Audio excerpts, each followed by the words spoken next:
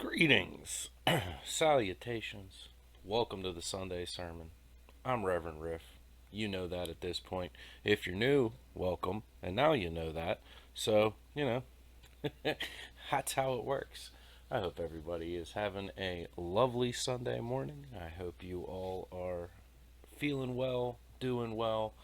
I hope you've gotten everything you needed to out of this weekend. And I hope that the final few hours of your weekend are enjoyable as we head into the final week before Xmas. And I hope everybody's ready for Christmas. I know I am. Gonna come up a smidge on the Vike volume, no problem. How's that? Are we there, Bale? I want to make sure you can hear all the delightfully blasphemous nuggets we're gonna fire out this morning. So let me know if we are in a good spot. Much better. A little better. We can go more. How is that? Are we there? Can you hear me? Tommy, can you hear me? Can you feel me near you? All right. So, this week is going to be our last inductee into the Heretic Hall of Heroes. We next week. Next week. Let's talk about the schedule first. Let me not get ahead of myself. Obviously, next week is the day after Christmas, and uh,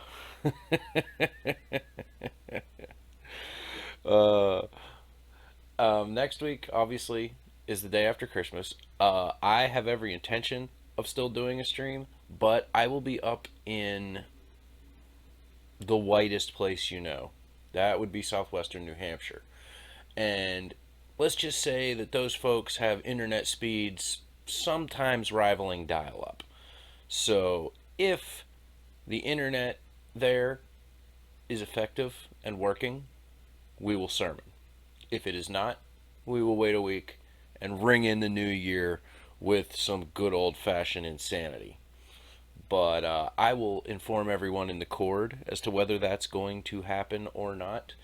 I obviously won't know till I get up to New Hampshire and test the state of the internet. I've been assured that the internet up there is real internet, but I don't know if I trust that internet. Because, what folks up there think is internet speed and what folks, those of us who live in civilization, think is internet speed are two entirely different things.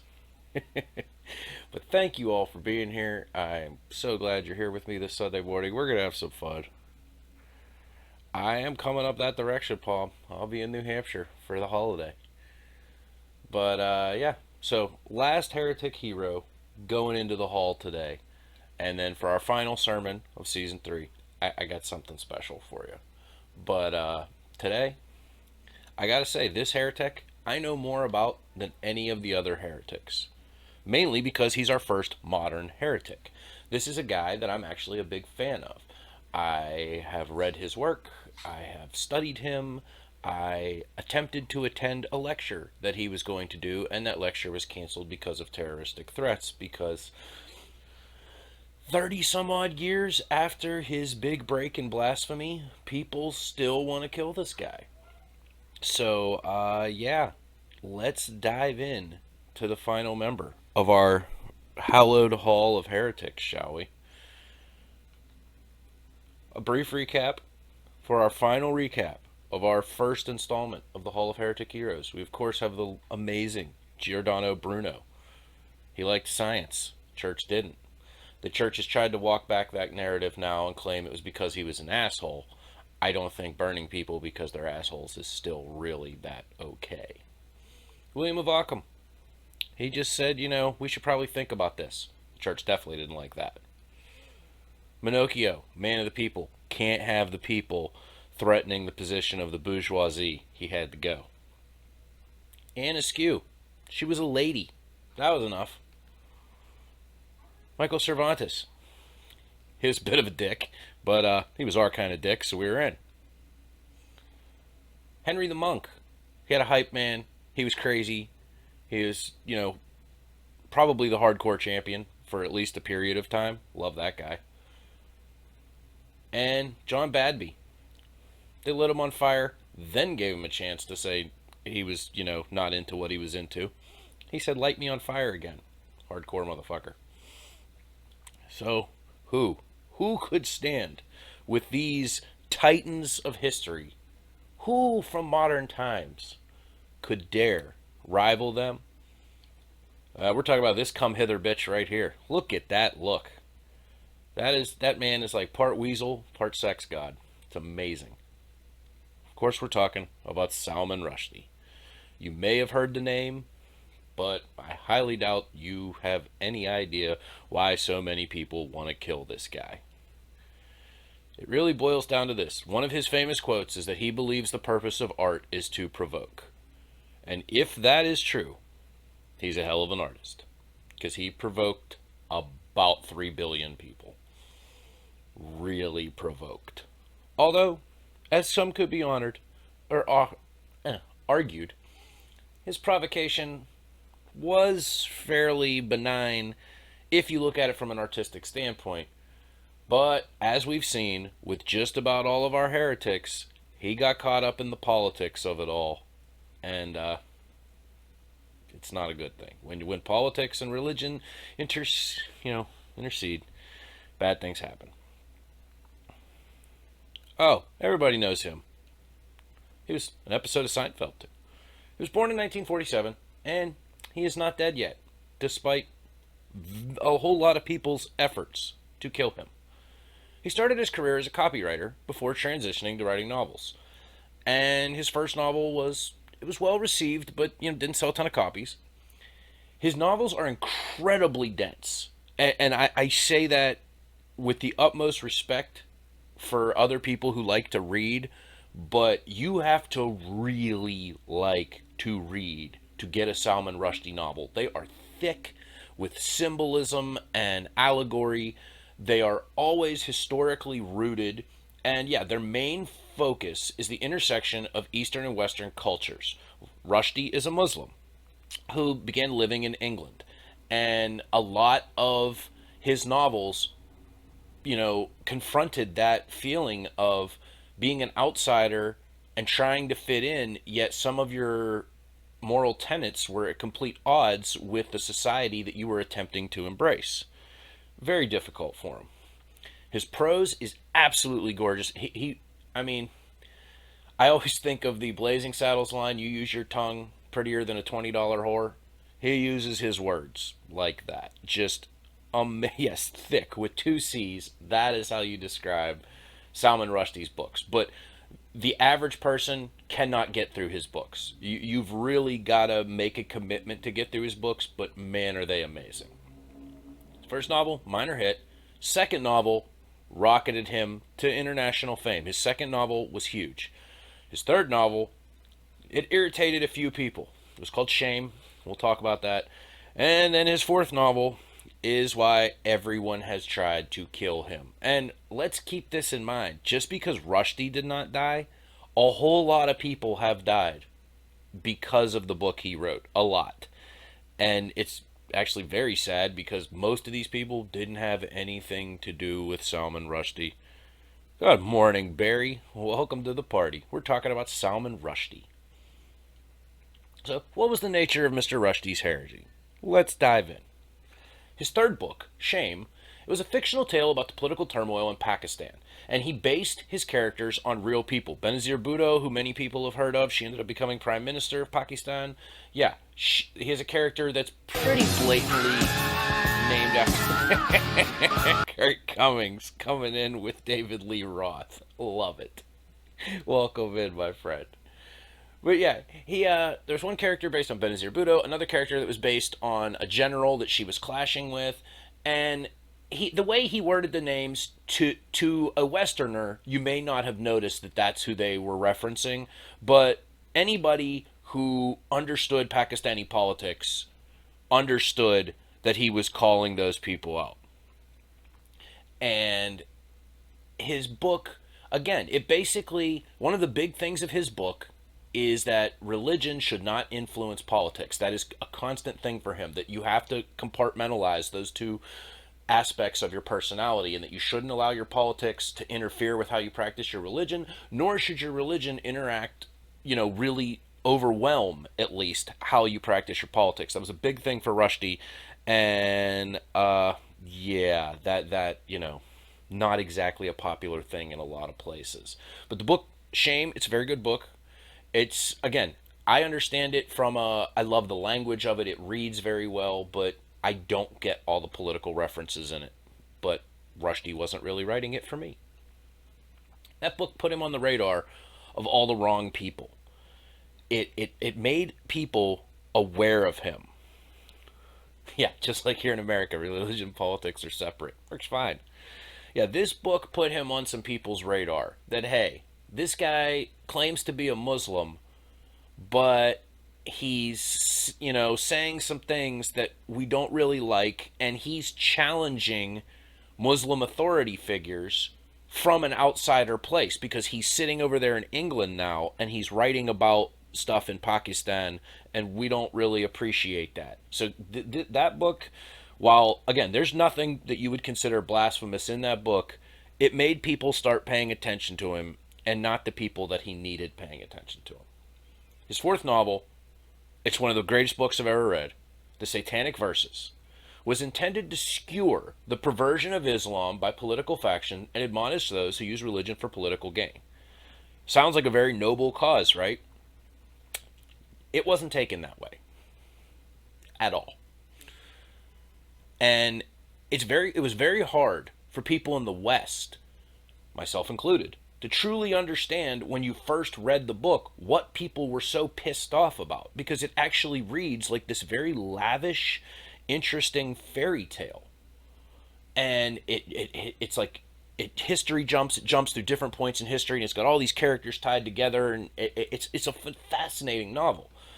But if you're not a Muslim, you don't really get how harsh some of the critique in the book is. And that is where I think some of the disconnect over this came, is people in the West were immediately, when this book pissed people off, were like, what is everyone so mad about? You fucking Muslims are so sensitive. When I would posit, if I wrote this book, if I wrote the Satanic Verses, and I went as hard at Christianity and their intersection with politics as he went at Islam, and I went in the exact same way that he went, people would be calling for my head. The fucking Southern Baptist Convention would probably have a fucking bounty on me, and I would be denounced on every station that would listen. And it wouldn't be about freedom of speech anymore. So I think that on the West, that was part of the problem here, is people downplayed how insulting what he actually said was. So keep that in mind, please. Again, we try to be fair here. In all honesty, the title was kind of the biggest thing about it, because he never printed the book in Arabic nor distributed it in any Muslim country. He knew how inflammatory this book was going to be and made a concerted effort to not rub it in the faces of the general Muslim population. He was writing this book to speak to the more educated class of Muslim and Westerner in hopes that they could understand what he was saying and about the perversion of Islam and things like that. Exactly. Exactly. But you see, this is an important thing that I think we need to talk about for just a second. There is a lot of debate over what constitutes blasphemy in Islam. And one of the things that Islam states is there's varying, people take it to various degrees. But one thing that actually is in the Quran that many people pointed to as an excuse for why it was okay for Rushdie to do what he did was that in the Quran, it says that if a Muslim hears another Muslim blaspheme with his own ears, then he is required to attack that person, to make him pay for insulting the Prophet with his own ears. But as far as hearsay goes, you shouldn't attack someone over hearsay. And Rushdie and many other Muslims have maintained that by not publishing the book in Arabic, by not attempting to ever have it distributed even in a different language in Muslim majority countries, that he was attempting to stay on that side, that he wasn't going out and calling Muslims out to their face. He put something out there for people that were not Muslim or for Muslims that read a different language, and, they tended to be more moderate. So there's some debate as to whether he actually was insulting Islam at all, because if he didn't do it, directly at Muslims, is it truly insulting? Yeah, the Audible book is probably a big no-go. We're going to get to that because there's some, shall we say, collateral damage. But yeah, and definitely a bold decision by the publisher to print it. Initially, they weren't going to, and it was initially published in a very small run. And when the shit hit the fan, it was the United States and the UK that ran with it and were like, this book's awesome because it's stoking controversy, fomenting hatred. This is everything we love. And Rushdie immediately realized that people had missed the point of the book, but it was too late to put the genie back in the bottle. So let's get to the spicy shit. What really is in this book that made the Muslim so mad? Well, the title of the book refers to a controversial part of the Quran, where a demon supposedly tries to trick Muhammad into believing that the info he was giving him was actually coming from Allah. Those verses are kind of non-canonically referred to as the satanic verses. Most editions of the Quran don't even include those. Sorry about that. I don't know what happened, why we dropped there, but I think we're back. I think we're back. Can everybody see me? All right, I'm back. Yeah, Big Islam. Apparently, I'm on their side for most of this, honestly. Like, as I read this book years ago, and I still have a copy of it, and I enjoy it, but as I've gotten older and delved a little more into the nuance, let's just say that while it is absolutely his free speech to write this book, and it was absolutely, his prerogative to write this book, I don't know that writing this book was the best idea. And a bunch of innocent people died. Whether you want to say that's directly his fault or indirectly his fault, yeah, it still happened. And I think you feel like you have to acknowledge that. So, but yeah, what happened is the rise of the small book retailer.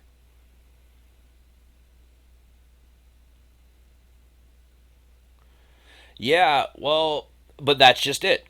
They do believe it was divinely inspired, but they claim that that part was not divinely inspired. It was a demon attempting to deceive.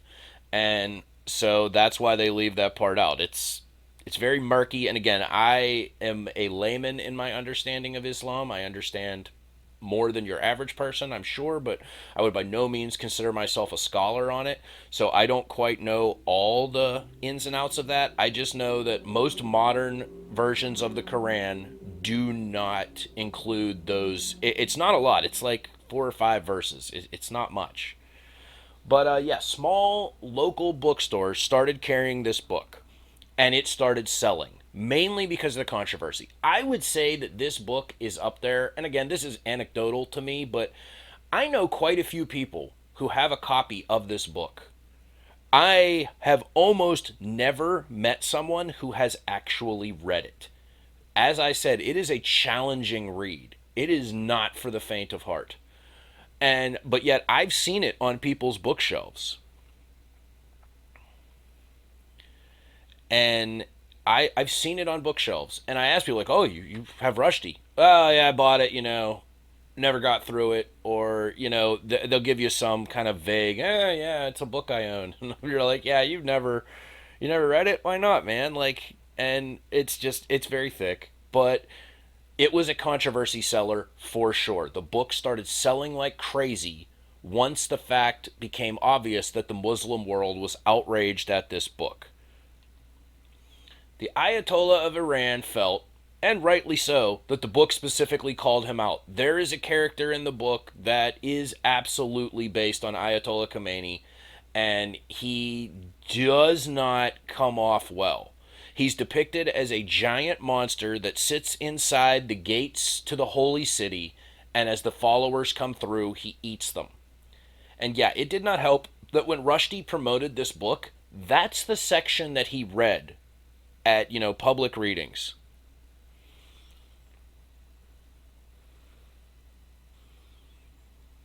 Yeah, I think that's it, Plotless. Some people say that you should put that in there to know what the demon tried to do.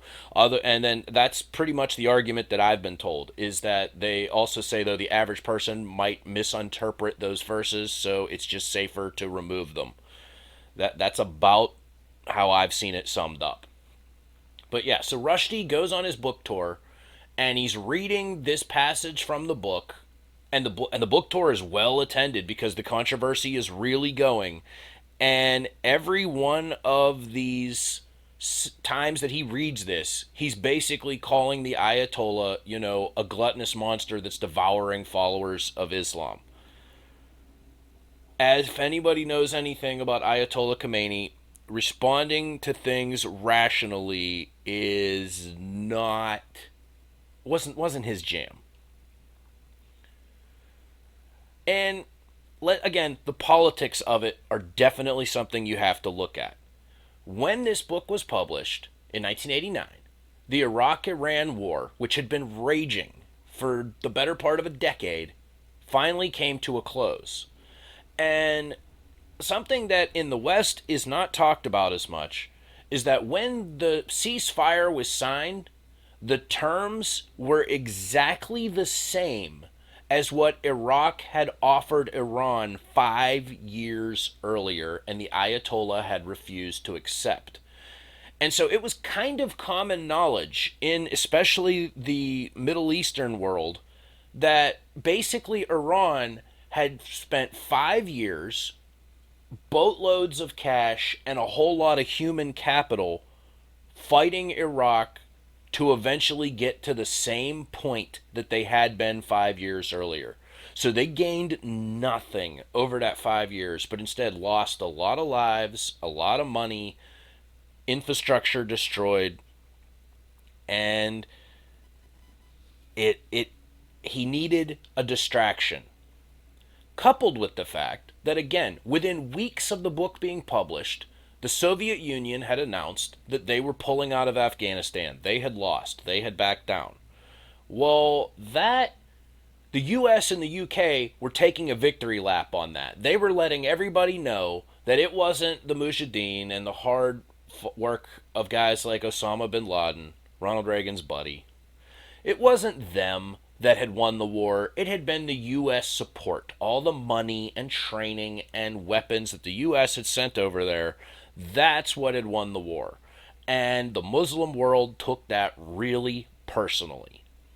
So it was Rambo from Rambo 3. He actually won the war. And yeah, that movie has the little thing to the brave men of the Mujahideen. Ah, simpler times.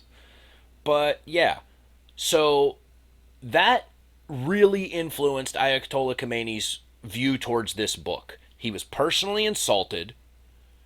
He had a political crisis on his hands in that, he had wasted a whole bunch of money and lives accomplishing nothing. And the infidels from the West were taking credit for defeating the Soviet Union in Muslim territory.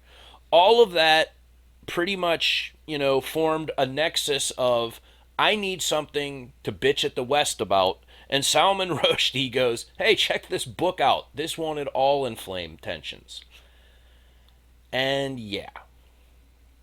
So how'd that work out for him? Not well. The Ayatollah declared a fatwa against Rushdie, meaning it is every adherent Muslim's job to kill this man. If you see him, it is your duty under Allah to kill this man. Yeah, it's almost like Reagan's America fucked up the world for decades. Yeah, we're still dealing with that bullshit. But Nancy gave a mean Hummer, so what are you going to do? This was a somewhat controversial in the Muslim community, as there was great debate over how to react to the novel. Any Muslim scholar will tell you the novel is insulting, it is degrading to Muslims, and that it really shouldn't have been written. But a large percentage of them say that a fatwa is not the reaction.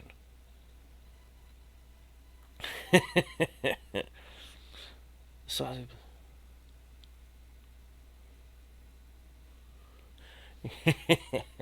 but yeah, Rushdie realized it after he wrote it, and the cat was out of the bag at this point. But a lot of Muslims supported that, and this again, this really showed the break.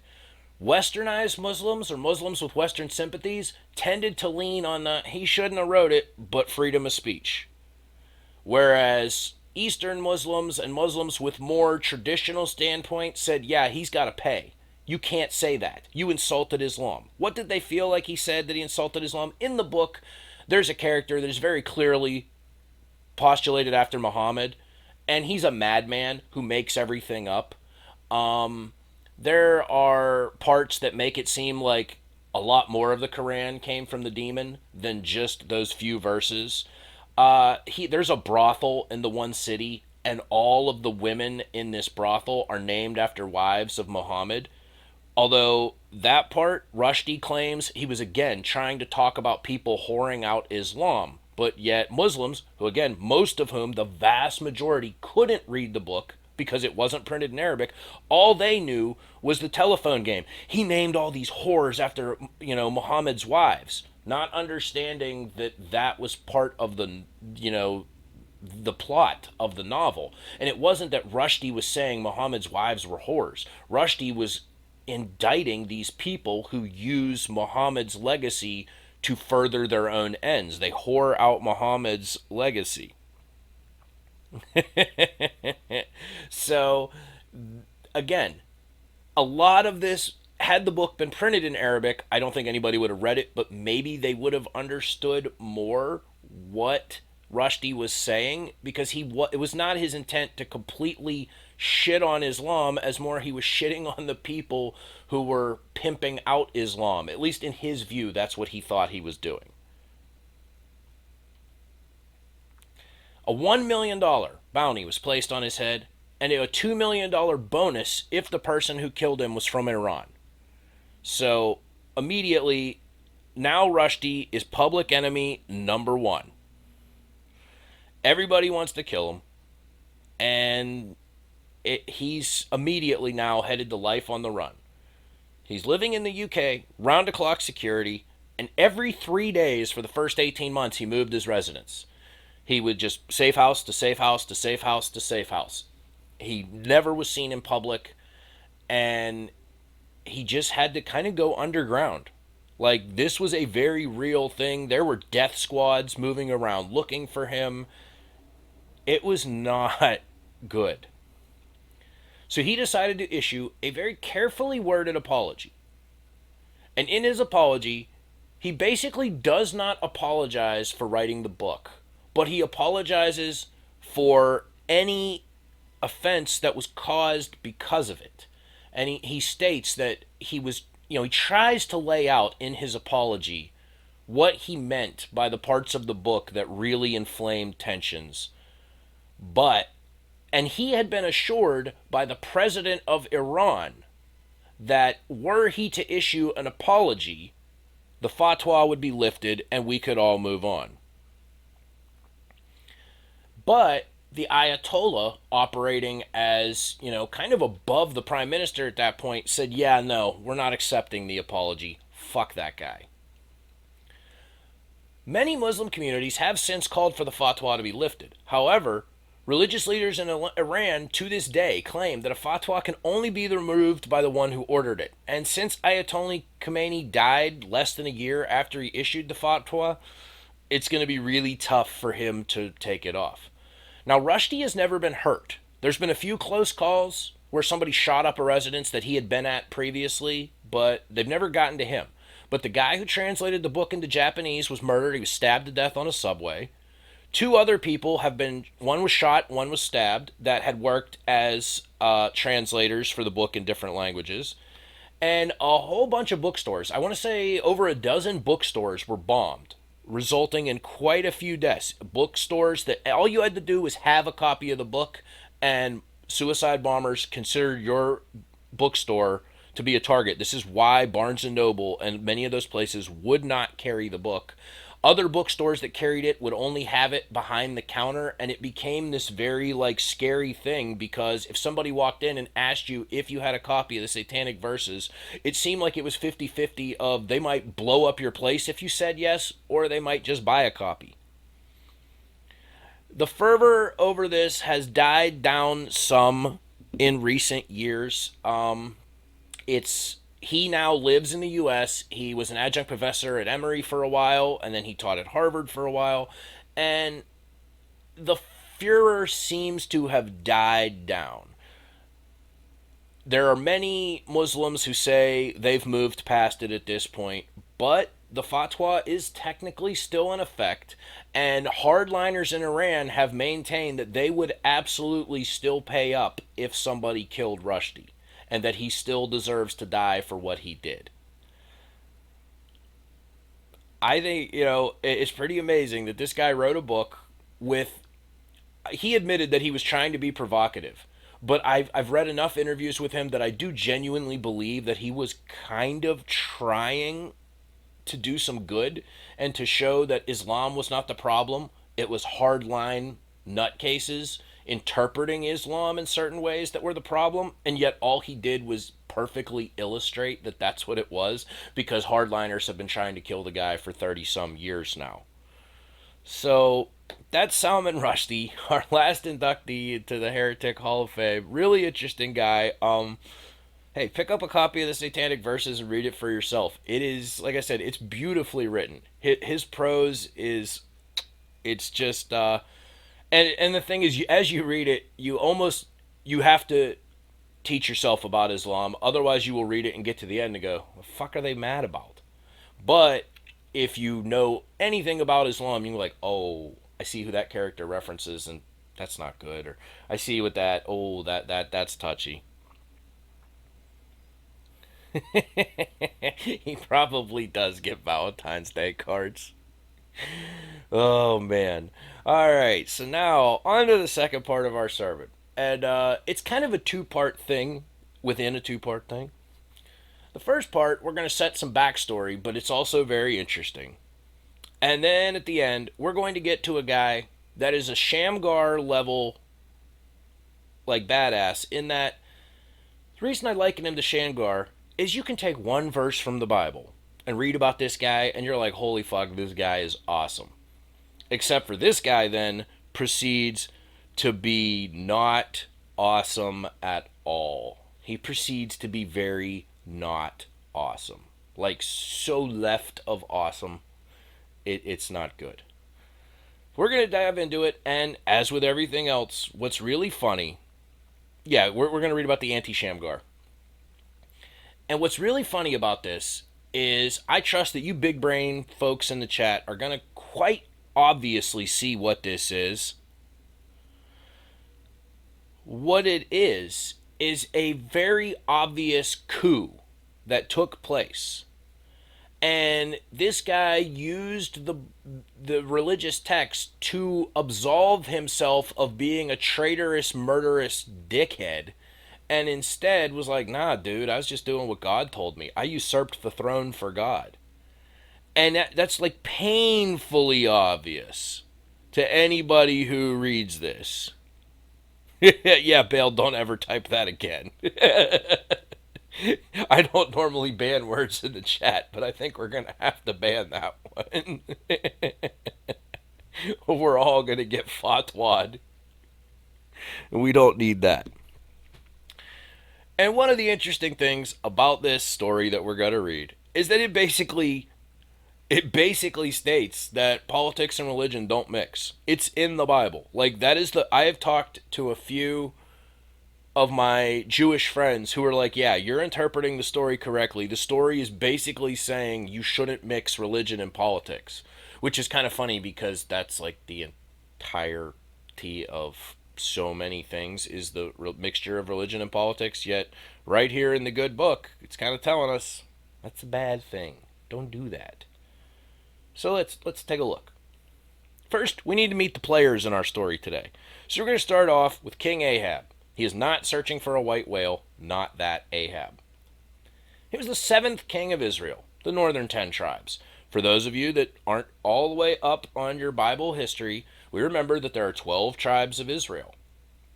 The northern 10 broke away and formed their own kingdom. So they were going to have their own party with blackjack and hookers.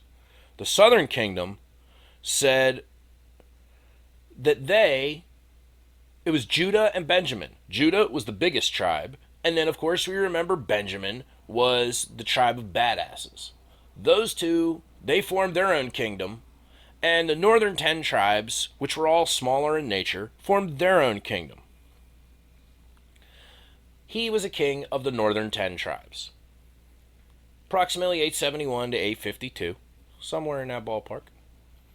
His existence is supported by non-biblical texts, including being mentioned in the Meshe Stele. That is a Moabite stone that we found that talks about different goings on, and they specifically reference going to war with King Ahab of Israel. So we know that this guy existed. He's also mentioned in some Assyrian literature as well. So we actually, again, one of the few guys, we get non-biblical confirmation. This guy was real. I don't know if all the stories about him are quite as accurate as we would like them to be, but we know this guy lived. We know that this guy was a real person. And he had multiple wives for political reasons, but his wife Jezebel seemed to kind of function most closely to what we would consider a queen. And yes, anytime you've ever heard someone called a Jezebel, that's who they are referencing, was Ahab's wife. All negative connotation for that name, that comes from this story. Who was Jezebel of Sidon? She was a thirst trap. Like it's more than mentioned a couple times that she was apparently quite the hottie, and that she maybe had Nancy Reagan level skills in the bedroom. I don't know, but Ahab seemed to favor her above all of his other wives, which he had quite a few of, and that she was the one that, again, had his ear, functioned as closely to a queen as that was by Ray Stevens, I believe, is the song you're referencing there, Barry. And yeah, she would have functioned as closely as to what we could figure as a queen at the time. Her father was the king of Tyre. You've heard of Tyre and Sidon. That's where she was from.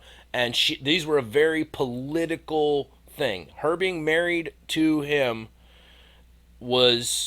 it gave Ahab some security that he didn't have to worry about that kingdom coming to try to fuck his shit up. And if you were trying to control the northern Palestine area, you needed that assurance for sure. Yeah, the Tyre king. She was a fervent worshiper of Baal. She had a temple and altar built, and she basically went on we're going to offer Baal as an alternative religion to Yahweh. We're going to flat out kill everybody that worships Yahweh. And it is repeatedly mentioned in the Bible that she persecuted the prophets of Yahweh, that she was trying to convert 100% the state religion of Israel to Baal worship instead of worshiping Yahweh. She was blamed for a 7-year famine that had struck the land around the time that this story that we're about to tell happens. Big famine. And the prophets, our buddy Elijah, he has flat out called her out as, you're the reason that shit's so bad right now. And if you remember when we talked about Elijah, I mentioned that he was on the run and he had his big, mopey fest where he told God, why don't you just kill me because I'm so tired of running. And, he was a big fucking baby. This is who was after him. This smoke show right here. She was trying to bring the hammer down on him. Our third character in this little story is Naboth the Jezreelite, depicted here as a sullen man with many chins in medieval literature. He owned a vineyard in immediate vicinity to Ahab's palace. It's mentioned that like Ahab was walking around his palace, and right next door is this really dope vineyard. Archaeologists have found an ancient vineyard that would have been right next to the palace at the time in Jezreel where this story takes place. So again, it seems like, again, there's some historical fact to this story. We know that Jezreel was the capital of the northern tribes at this point. It was in the Samaria region. We know that there was a palace there. We found ruins of the palace, and we found a vineyard next door to it. So again, not saying that this story happened verbatim, but there's some historical evidence to back up that this story could have gone down like it's told, which I think makes it more interesting. The king came to him and was like, look, I want to buy your vineyard. Tell me what you want for it. Name your price. I'll pay you. Or if you'd like, I'll give you a nicer vineyard somewhere else. I just want this one because it's right next to my palace and I like it. I want to have a vegetable garden here. I want to turn this into a vegetable garden. So can I buy your vineyard or trade you a vineyard of equal or even greater value? Naboth said, I can't do this. He said, my family left me this vineyard. And aside from the fact that it was clearly a dope vineyard, I mean, you got a vineyard right next to the palace. That's location, location, location. And Moses' law forbade land from being sold permanently. You could lease land to people. You could say, hey, my family owns this land, but I owe you some money. How about for the next 2 years, this is your land, and you can work the land, and whatever you grow on it, you keep. That'll settle our debt. You could do things like that. But you could not permanently sell land. This was mainly devised to prevent foreigners from getting the land, to prevent Israelites from selling the land to people from outside. You had to leave the land to your family. That was how land was transferred in Israel. Or, if you did some horrible thing, your land could be confiscated. I think you know where this is going. So let's dive into the Bible, shall we? Sometime later, there was an incident involving a vineyard belonging to Naboth the Jezreelite. The vineyard was in Jezreel, close to the palace of Ahab, king of Samaria. Ahab said to Naboth, let me have your vineyard to use for a vegetable garden, since it is close to my palace. In exchange, I will give you a better vineyard, or, if you prefer, I'll pay you whatever it is worth. But Naboth replied, the Lord forbid that I should give you the inheritance of my ancestors. So Ahab went home, sullen and angry, because Naboth the Jezreelite had said, I will not give you the inheritance of my ancestors. He lay on his bed sulking and refused to eat. His wife Jezebel came in and asked him, why are you so sullen? Why won't you eat? He answered her, because I said to Naboth the Jezreelite, sell me your vineyard, or if you prefer, I will give you another vineyard in its place. But he said, I will not give you my vineyard. Jezebel, his wife, said, is this how you act as king over Israel? Get up and eat. Cheer up. I'll get you the vineyard of Naboth the Jezreelite.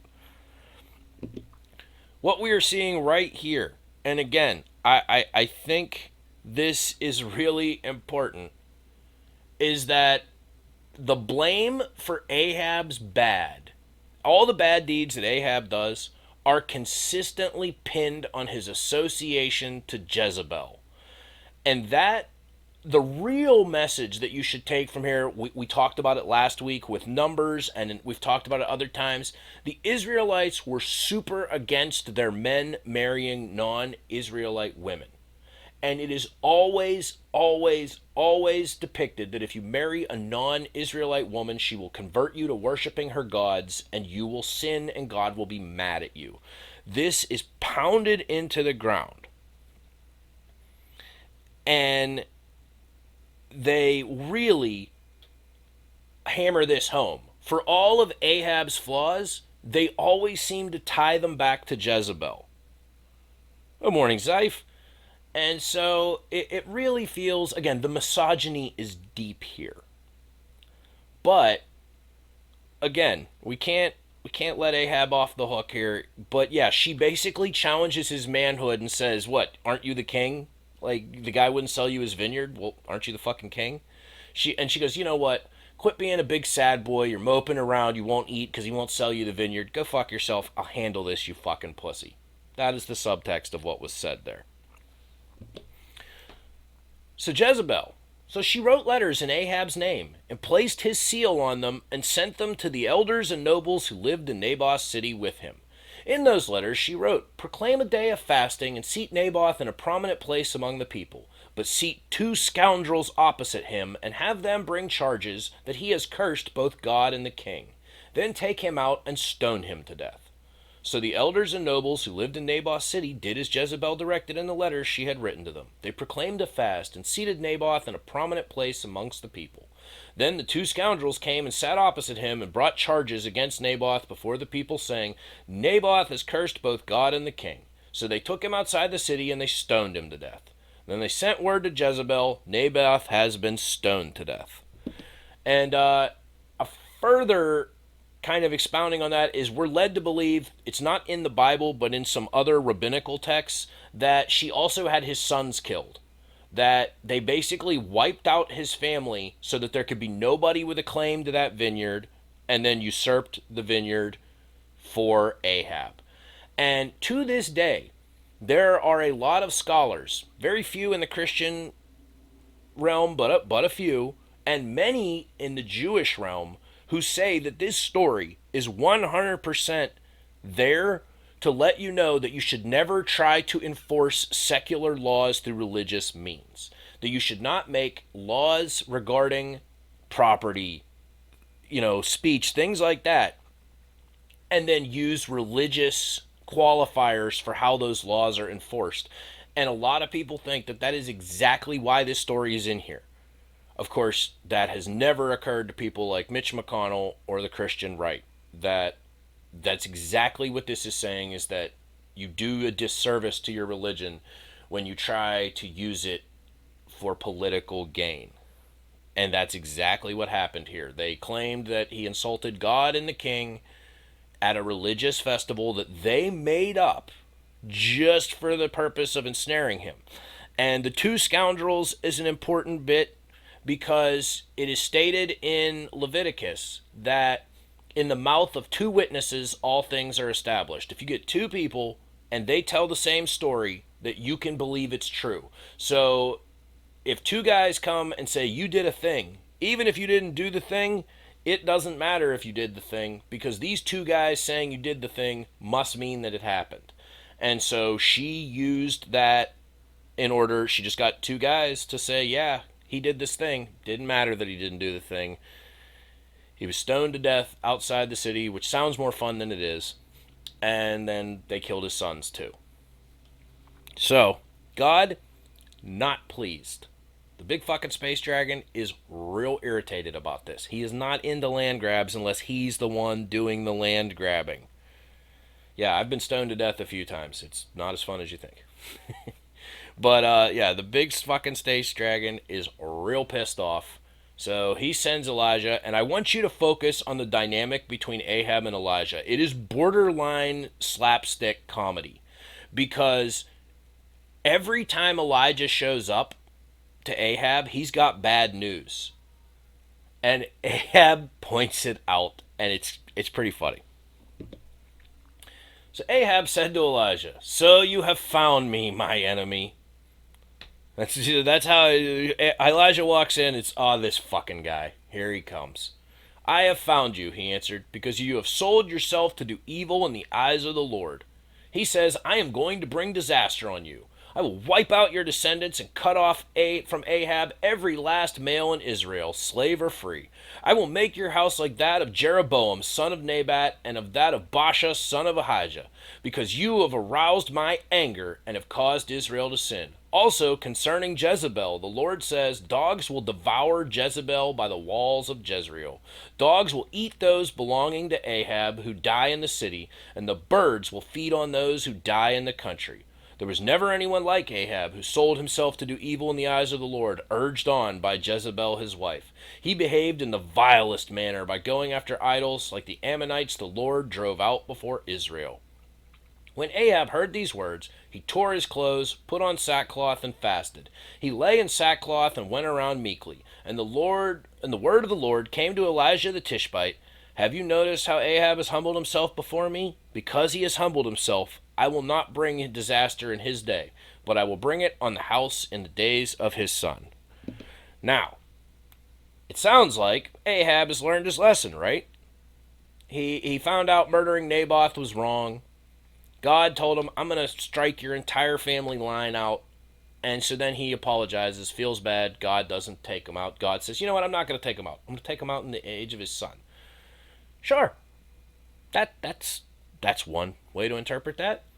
Or you could more logically interpret it as revisionist history, and basically, because it took so long for Ahab to get his comeuppance, the writer of the story needed a way to justify why this guy lasted so long being such a dickhead. And the easiest way to do that was to say, hey, don't worry about it. He apologized. I'm gonna get his sons, because Ahab's apology apparently didn't involve getting rid of the idols or stopping the Baal worship or getting rid of his wife Jezebel, which were all the things that Elijah said was wrong. So why his little token appeasement held off the fury of the big fucking space dragon? It's almost like that's not what happened. The writer of the story, again, because you have to understand these are historical chronicles in the eyes of the people at the time. So you got to explain, why was this guy that was so bad ruling for almost 30 years? Why didn't God take him out? Because apparently he kept, getting right to the threshold of disaster and then apologizing. It's almost like an abusive relationship, which the big fucking space dragon would know all about. Yeah, 4,000 dogs. It's almost that good, Barry. It's actually more fun than that, I think. So now Ahab is getting ready to go to battle. There's a land called Ramoth Gilead that had been under Israel's control during the time of Solomon, when all 12 tribes were functioning as one kingdom. It was after Solomon died, there was the split. The only three kings to rule over all the kingdoms were Solomon, David, and Paul. Yeah, Saul, then Solomon, then David, then Solomon. Those are your three that ruled over all 12. After Solomon, they split into the 10 and 2. And at that point, the northern tribes never functioned nearly as well as the southern 2 tribes. The northern 10 were constantly getting their ass handed to them by somebody, and just generally had a bunch of bad kings. Not even religiously bad, just bad at being king. And so they had lost this area called Ramoth Gilead. They wanted it back. So the southern king came up. His name was Jehoshaphat. And he said, homie, let's ride. You and me together. Let's take back that land. Fuck these guys. They took our land. Let's take it back. And Ahab goes, yeah, I'm fucking in. Let's do this. Let's get that shit back. So they get ready and they go into battle. And they actually get the land back. And so then after that, this batshit lunacy happens. This story is really great because the prophet seems like a raving crazy person. They don't even try to make him sound less crazy in the text here. By the word of the Lord, one of the company of the prophets said to his companion, strike me with your weapon. But he refused. So the prophet said, because you have not obeyed the Lord, as soon as you leave me, a lion will kill you. And after the man went away, a lion found him and killed him. The prophet found another man and said, strike me, please. So the man struck him and wounded him. Then the prophet went and stood by the road. Full disclosure, I have no idea why he needed someone to hit him, and when the first guy wouldn't hit him, a lion ate him. We get no backstory on that. Just helps set the tone for how crazy this fucking guy is. So, the prophet stood by the road, waited for the king. He disguised himself with his headband down over his eyes. Apparently, that was like the Clark Kent equivalent of glasses. You put that on, nobody knows you're a prophet now. Amazing. So, as the king passed by, the prophet called out to him, your servant went into the thick of battle, and someone came to me with a captive and said, guard this man. If he is missing, it will be your life for his life, or you must pay a talent of silver. While your servant was busy here and there, the man disappeared. Well, that is your sentence, the king of Israel said. You have pronounced it yourself. Then the prophet quickly removed the headband from his eyes, and the king of Israel recognized him as one of the prophets. He said to the king, this is what the Lord says. You have set free a man that I determined should die. Therefore it is your life for his life, your people for his people. Sullen and angry, the king of Israel went to his palace in Samaria. The lion is coming from inside the house. So, what happened there is in that battle, Ahab captured the opposing king. And rather than kill him, this opposing Moabite king, Ahab let him go. The guy paid Ahab a, kind of basically paid a ransom for himself and agreed that, they should be at peace. And Ahab said, cool, you're a king, you can go. So that really pissed God off, apparently. That the space dragon was like, when I tell you to kill somebody, I mean kill somebody. We all know how the space dragon was into exterminating enemies, not, ransoming them and making peace with them. So at that point, he gives this guy the little story about, the guy says, oh, my king, I was supposed to be guarding this guy, and he got away, and now they're going to kill me. And the king goes, well, that's what happens. And he said, yep, that is what happens. And you did it, motherfucker. So, Judgment Day is coming. So that happens. Ahab goes back and sulks, because, again, being a big sad pussy is kind of this guy's MO. So he gets back to his temple, and he's all sad. Well, then Jehoshaphat comes to him and is like, dude, we're on a roll. Let's go kick some more ass. Let's take back the rest of that land they had from us. But let's make sure God's on our side, because Jehoshaphat's like, I feel like he might be mad at us or something. And Ahab goes, oh, I got all these advisors here. All his prophets of Baal. And they say, oh yeah, go for it, man. You're fucking good. You go into battle, you're totally going to win. You're going to smoke them. Ahab the emo, I love it. And Jehoshaphat goes, yeah, that's great, but do you have anybody that talks to that big fucking dragon? Do you know anybody that's on Team Dragon? And Jehoshaphat is like, come on, man. You gotta know, there gotta be somebody here that still talks to the big fucking space dragon. And Ahab is forced to admit that there is, and again, he gets super emo here. It's so good. The king of Israel answered Jehoshaphat, there is still one prophet through whom we can inquire of the Lord, but I hate him because he never prophesies anything good about me, but always bad. He is Micaiah, son of Imlah. The king should not say such a thing, Jehoshaphat replied. Basically, dude, I think you make God matter when you say that his prophet's a dickhead, but that's just me. So the king of Israel called one of his royal officials and said, bring Micaiah, son of Imlah, at once. So dressed in their royal robes, the king of Israel and Jehoshaphat, king of Judah, were sitting on their thrones at the threshing floor by the entrance to the gate of Samaria, with all the prophets prophesying before them.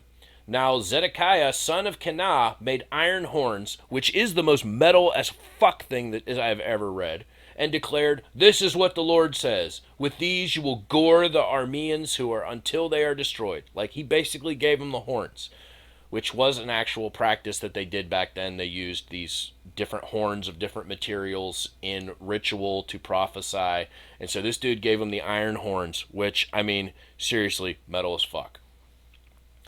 And all the other prophets were prophesying the same thing. Attack Ramoth Gilead and be victorious, they said, for the Lord will give it into the king's hands. Then the messenger who had gone to summon Micaiah said to him, look, the other prophets, without exception, are predicting success for the king.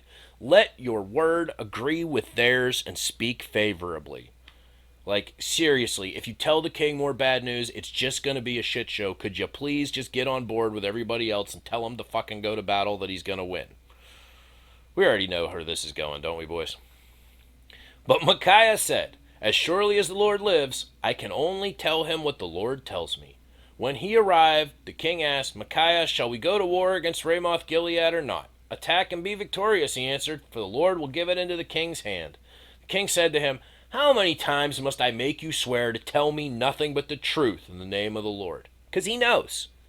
He knows. As soon as this guy actually says something nice to him, he's like, I don't believe you. And Micaiah answered, I saw all Israel scattered on the hills like sheep without a shepherd. And the Lord said, these people have no master. Let each one go home in peace. And the king of Israel said to Jehoshaphat, didn't I tell you that he never prophesies anything good about me, but only bad? Now, this is my favorite part. Remember the whole hardening your heart thing, where the Lord didn't allow Pharaoh to let the people go? He forced him into not letting the people go so that he could rain down the plagues on them. Remember that story? Well, you're about to read another version of that story. In fact, what you're about to see is a tag team between the big fucking space dragon and a demon.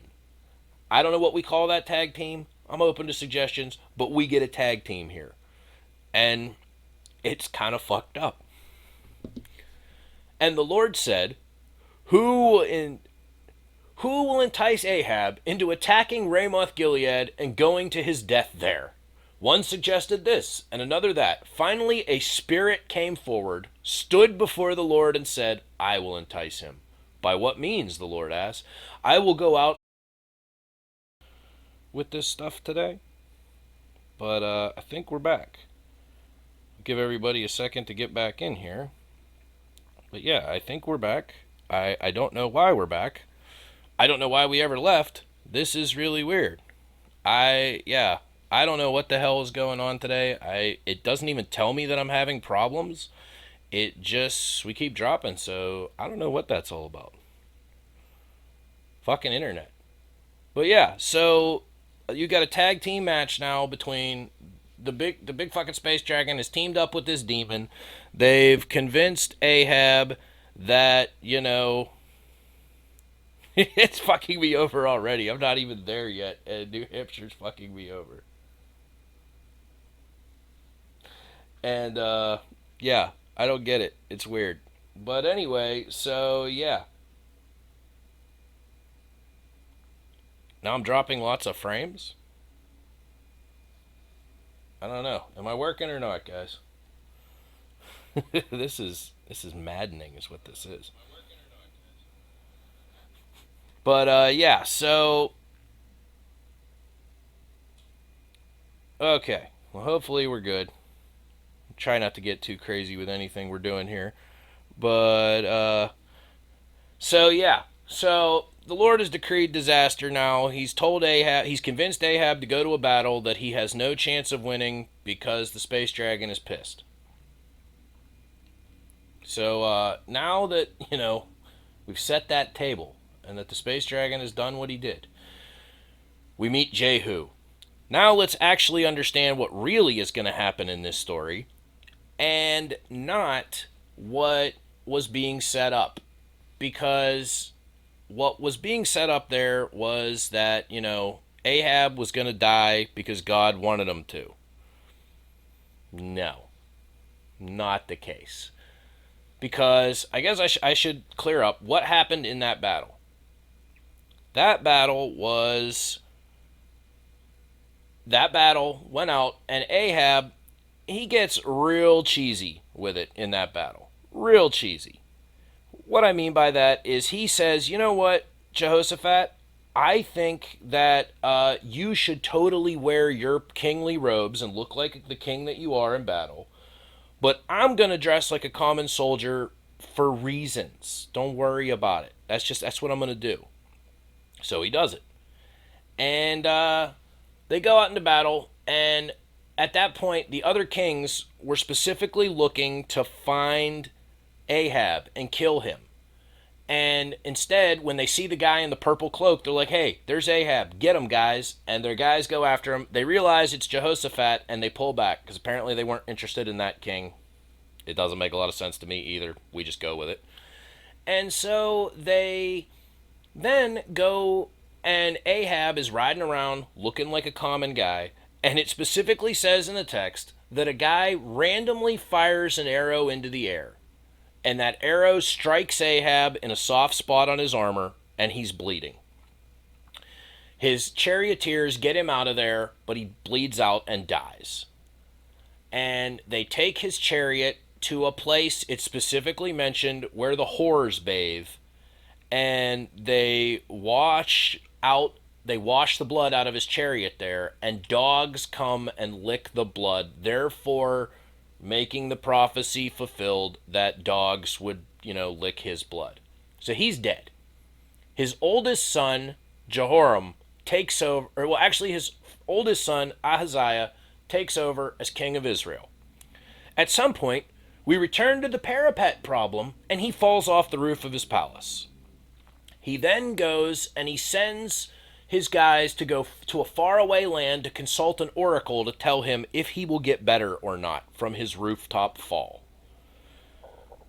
When he does this, he runs in to the prophet Elijah, that troublemaking guy.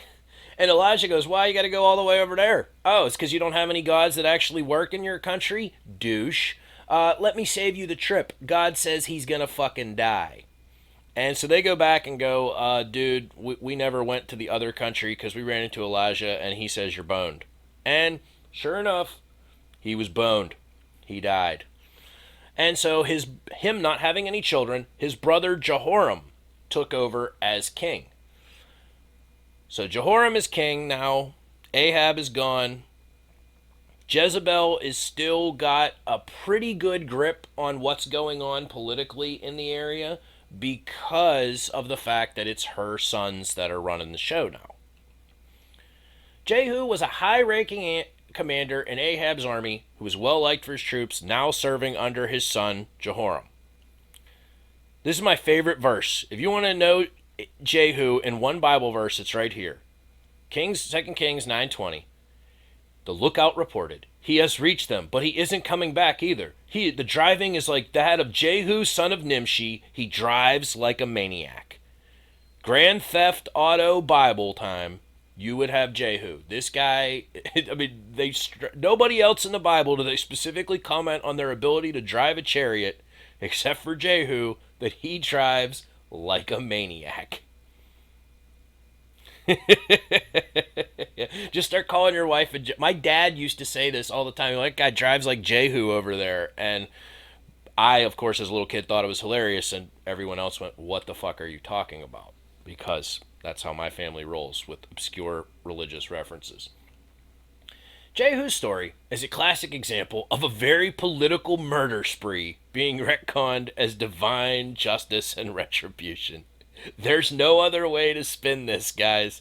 What happens here is wanton slaughter, and Jehu pretends that God totally told him to do this. God wanted him to be king.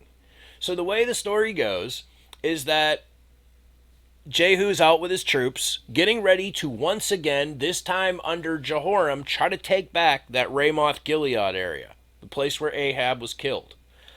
And a crazy person, literally how they're described, comes to the tent and goes, I'm looking for the commander. And Jehu goes, you're talking to him. And he goes, I got to talk to you. Elijah told me I'm supposed to anoint you king of Israel. You're going to bring down the house of Ahab.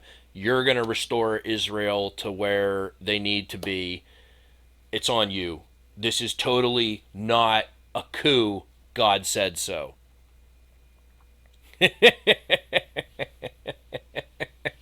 Well played, Plotless. So Jehu now has gotten a mandate from this guy, and in the text, it's so obviously like that Jehu definitely directed the writing of this. Jehu dismisses the guy. Jehu lets the guy do the ceremony, anoint him with oil, and then the guy leaves. And the rest of the soldiers go, what did that fucking crazy guy want? And Jehu goes, you know how it is with crazy guys. They say crazy things. Don't worry about it. And his men go, nah, come on, Jehu, give us the deets. What did he say? And he goes, well, technically, he said, I'm supposed to be king of Israel. Immediately, the guys throw furs on the ground so that Jehu is no longer walking on the ground and tell him he has to walk across the furs. And they kind of put him up on their shoulders and start chanting, Jehu, Jehu, he's our guy. And so basically a coup has started. But it's totally not a coup. God said so. Get my chariot ready. So, I guess I should, explain what's happening here. So now Jehu has been told by God, you got to go take out Ahab's sons. You're the king now. And so Jehu gets in his chariot and starts driving like a fucking lunatic towards the palace. The king of Samaria, the king of Judah, the Judean, which is Judah and Benjamin, the two tribes in the south, he is Ahab's daughter's son. So he's hanging out with his cousin Joram, and he's like, yo, or I guess it'd be his uncle, and he's hanging out with Joram, and they're like, hey, who's that coming in the distance there? I don't know. Send somebody out there. They send a guy out, and the guy goes, Jehu, do you come in peace? And Jehu goes, get in fucking line. The guy hops in line behind him. Jehu keeps coming. They send out another guy. That guy goes, Jehu, do you come in peace? And Jehu goes, what is peace? And the guy goes, good point, I'm on your side, and joins up. So Jehu rides into town, and so the two kings, Joram and Ahaziah, decide, we got to go out and see what Jehu wants. Get my chariot ready, King Joram ordered. When it was ready, he rode out. Ahaziah, the king of Judah, rode out with him. Each of them was in his own chariot. They both went to meet Jehu. They met him at a piece of land that belonged to Naboth from Jezreel. Call back. When Joram saw Jehu, he asked, have you come here in peace, Jehu? Your mother Jezebel worships statues of gods, Jehu replied. She also worships evil powers. The evil things that she does have spread everywhere. As long as all that goes on, how can there be peace? Joram turned around and tried to get away. He called out, it's treason, Ahaziah. Jehu shot an arrow at Joram. It hit him between the shoulders. Yes, he shot this guy in the back. And the arrow sank in between, it went through his heart. He sank down slowly in his chariot. Jehu spoke to Bidkar, his chariot officer. Jehu said, pick up Joram and throw him in that field that belonged to Naboth from Jezreel. Remember how you and I were riding together in chariots behind Joram's father Ahab? It was when the Lord spoke this prophecy against him. The Lord announced, yesterday I saw the blood of Naboth and the blood of his sons. You can be sure that I will make you pay for it on this piece of land. So pick Joram up and throw him on that piece of land. That's what the Lord said should happen. So Jehu has now committed regicide and has thrown the body of the murdered king onto the land that his father and mother stole from Naboth. Ahaziah is trying to get the fuck out of there. He gets wounded and eventually gets back to Samaria, or gets back to Judah, and he dies there. Jehu then goes to Jezreel. Jezebel heard about it, so she put makeup on her eyes and fixed her hair. She's going full smoke show here. She looked out of the window. Jehu entered the gate below. Jezebel said to him, you are just like Zimri. You murdered your master. Have you come here in peace? Jehu looked up at the window. Who is on my side? He called out. Who? 2 or 3 officials looked down at him. Now, little interesting thing here. It says officials in this translation. It's actually translated as eunuchs. And in the Bible, what's very interesting is the word eunuch can mean official like officer, or it can mean guy with no testicles. In this instance, it's actually more likely that they meant guys with no testicles, since it was very common to have castrated men protect the queen, as there was no, chance of hanky-panky with the queen then. But in here they translated it as officials. It doesn't really matter. I just think it's interesting that, you could, because they also refer to Daniel, Shadrach, Meshach, and Abednego, all those guys, they're also referred to as eunuchs. But Christians make sure to say, no, they totally weren't castrated. That just meant they were officials. Just thought, a little interesting language exercise for you there. So throw her down, Jehu said. So they threw her down. They threw this bitch out the window. Some of her blood splashed on the wall. Some of it splashed on Jehu's chariot and the horses as they ran over her. Jehu went inside. He ate and drank. The Lord put a curse on that woman, he said. Take proper care of her body. Bury her. After all, she was a king's daughter. So they went out to bury her, but all they found was her head, feet, and hands. They went back and reported it to Jehu, and he told them that's what the Lord said would happen. He announced it through his servant Elijah, who was from Tishbe. He said, on a piece of land at Jezreel, dogs will eat up Jezebel's body. Her body will end up as garbage on that piece of land, so no one will be able to say, here's where Jezebel is buried. So, yeah, Jezebel gets tossed out the window by her own servants, who have now helped Jehu complete his coup. She's dead. Her son is dead. The other king is dead. They're all part of her line. Jehu has now seized power. He'll probably chill out now, right? right? Trigger warning. What happens next is upsetting. If all of this wasn't upsetting, what happens next is upsetting. If you like kids, probably don't read the next part. We're going to talk about Jehu's Jihad.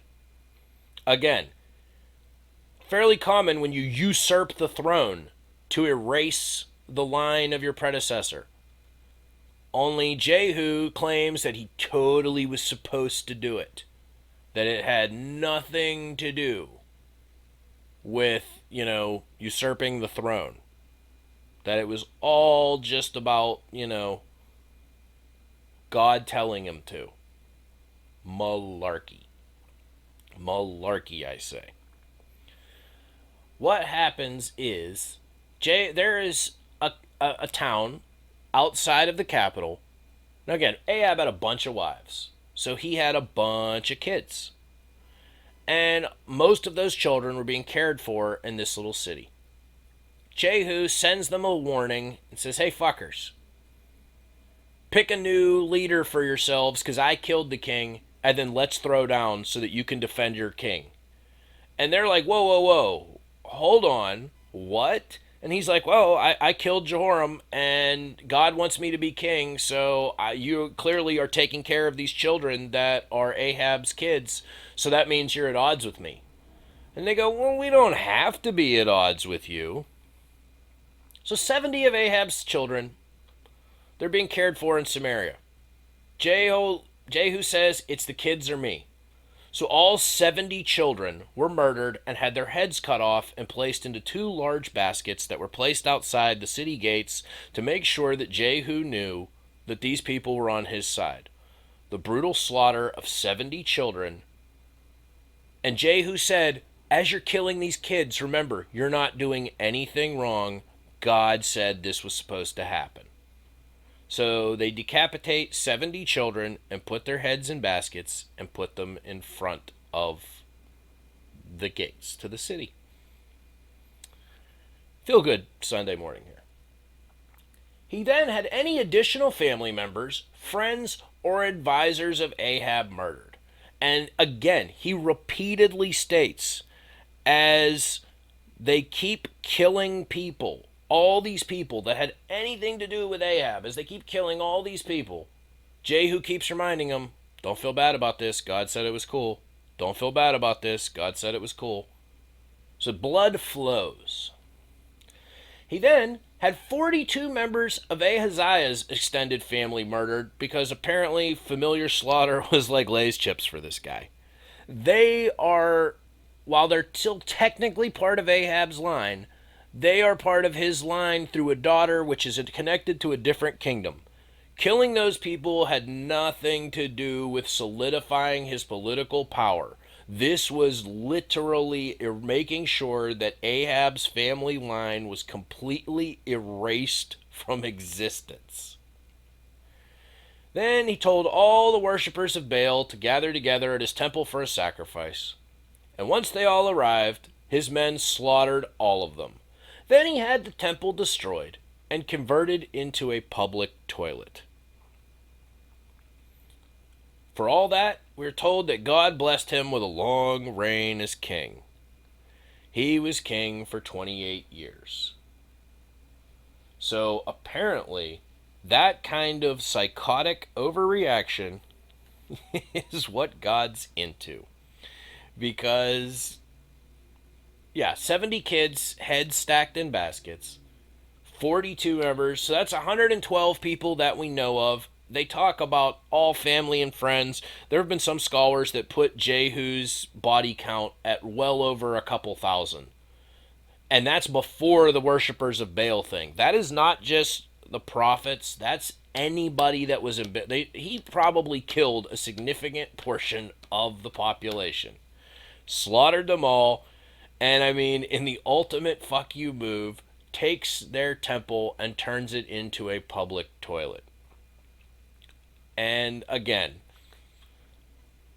it sounds brutal and it sounds awful because it was. But yet, Jehu never owns it. He never takes responsibility for it and 100% lays down that he had to do everything he was told, that everything he did had to be done or God would kill him. That if he did not erase Ahab's line from existence, that it was, it was going to be on him. What's a fun fact that Christian apologists never like to talk about is that there is some archaeological evidence to suggest that Jehu was actually a relative of Ahab's. That he would have been descended from Omri, who would have been Ahab's father. That on some level, technically, if he was so into erasing Ahab's line, he should have killed himself. But yet, that fact is rarely brought up by Christian apologists when they discuss that what Jehu did was A, totally normal. Everybody eradicated the lines of people when they usurped the throne. And that B, he wasn't. No, he was from a different guy, even though the lineage that the Bible gives for him didn't really add up. So, yeah, instead, exactly. He was like a cousin or something, and the king dies. His one son takes over, falls off the roof somehow, and then dies. And the other son takes over, and Jehu decides this dude's weak. I can take over. But it would be probably better received by the people if when I took over, I claimed that God told me to do it. And so when I slaughter all these fucking people to make sure no other claimant to the throne can ever arise, there probably wasn't a parapet because they had forsaken God's laws, right?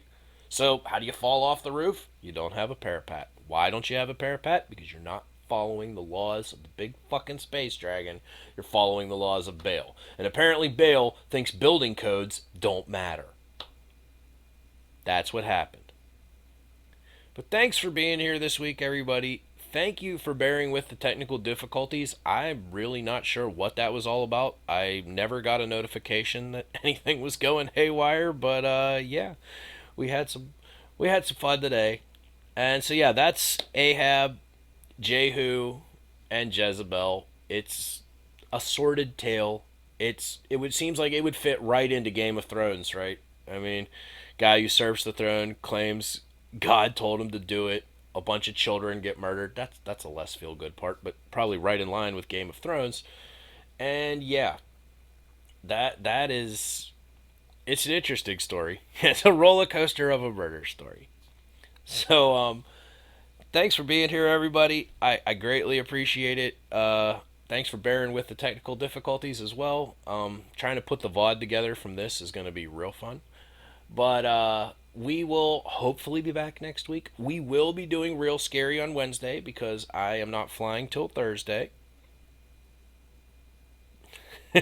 The big fucking Space Dragon wrote season 8.